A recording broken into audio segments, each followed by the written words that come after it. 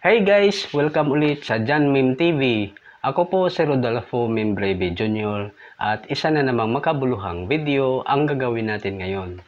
Ngayong araw ay ituturo ko naman sa inyo kung paano itago or i-hide ang ating Wi-Fi name or SSID ng PLDT Home Fiber upang ito ay hindi makikita or nai-scan ng kung sino-sino. At syempre dahil hindi nila ito nakikita, hindi rin na ito pwedeng ma-hack. Kaya nakakasiguro tayo na ligtas ang ating Wi-Fi sa mga hacker dahil akala nila na wala tayong Wi-Fi internet. Kaya simulan na natin guys, pero bago ang lahat, huwag niyong kalimutang mag-subscribe at mag-like at pindutin ang notification bell upang maging updated kayo sa susunod kong mga uploads na video.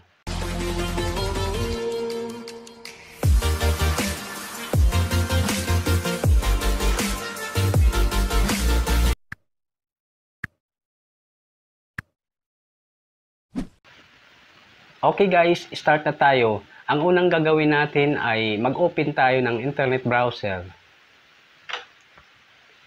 I-tap lang natin itong Google Chrome.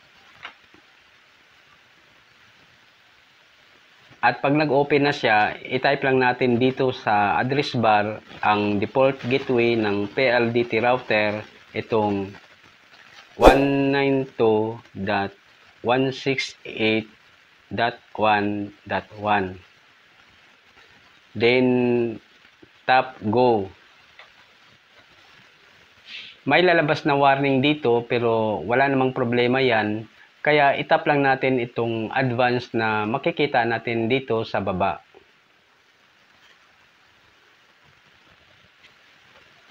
Then may lalabas na namang warning pero walang problema yan. Kaya itap lang natin itong proceed to 192.168.1.1 unsafe. So ayan guys, nandito na tayo sa admin web interface. At para ma-access natin yung iba't ibang mga settings ng PLDT router, mag-login lang tayo gamit ang ating username at password. So dito, i-type natin yung username. At sa password naman,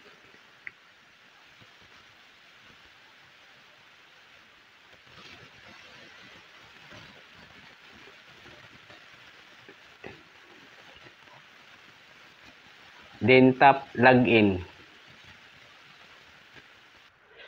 So ito na yung dashboard ng PLDT router at pwede na nating baguhin ang kanyang mga settings upang ma-hide natin ang ating Wi-Fi. At para magawa yan, itap lang natin itong network. Then dito sa baba, itap naman natin itong advanced settings. Bali ito yung 2.4G MHz. Dito sa advanced settings, makikita natin ang ating Wi-Fi name or SSID at ang password ng ating Wi-Fi. At para ma-hide natin ang Wi-Fi name or SSID, lagyan lang natin ng check itong hidden box dito sa bandang kanan. Pero bago nyo gagawin yan guys, siguraduhin yung isulat or tandaan ang inyong Wi-Fi name or SSID at ang password.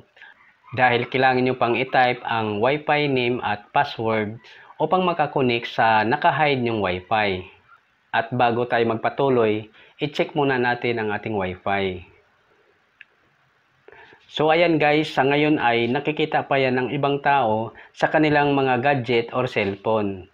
Itong Wi-Fi name na road name. Pero mamaya hindi na yan nila makikita. So ayan, naka-check na siya. At pagkatapos, itap lang natin apply. At dahil dyan, hindi na po nila makikita ang ating Wi-Fi. So, paano ba mag-connect sa Wi-Fi na hindi naman nakikita? So, ganito yan guys. Gamit ang ibang gadget kagaya ng laptop or cellphone. Pero, unahin muna natin kung paano mag-connect gamit ang cellphone. Open lang natin yung Wi-Fi.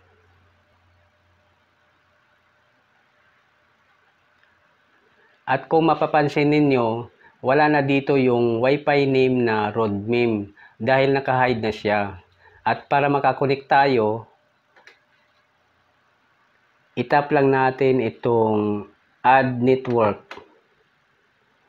At dito, i-type natin yung Wi-Fi name ng ating router. Kaya dapat natatandaan ninyo ang inyong Wi-Fi name. So, itatype na natin yung Wi-Fi name.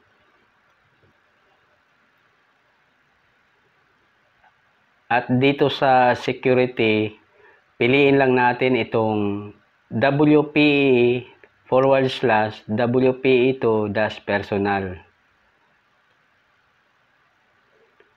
Then, i-type natin yung ating password.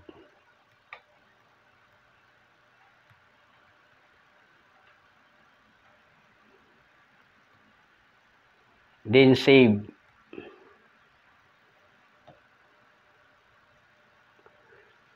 So, ayan guys, connected na tayo sa ating Wi-Fi gamit ang cellphone.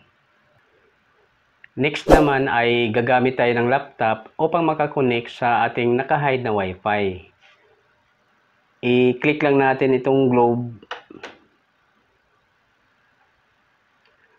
At kung mapapansin ninyo, walang nakalagay na Wi-Fi name na Rodmim, pero may nakalagay dito na hidden network.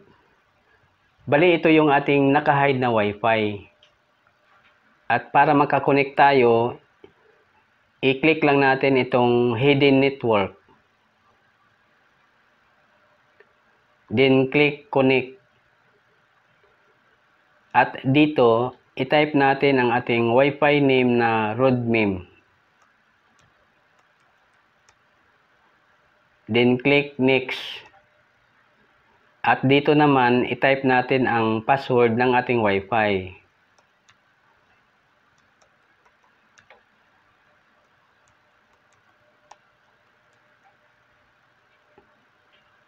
Then, click next. So, ayan, connected na tayo gamit ang laptop. Okay guys, hanggang dito na lang at sana ay nakatulong sa inyo ang video na ito at huwag niyong kalimutang mag-subscribe at mag-like at pindutin ang notification bell upang maging updated kayo sa susunod kong mga uploads na video. Bye!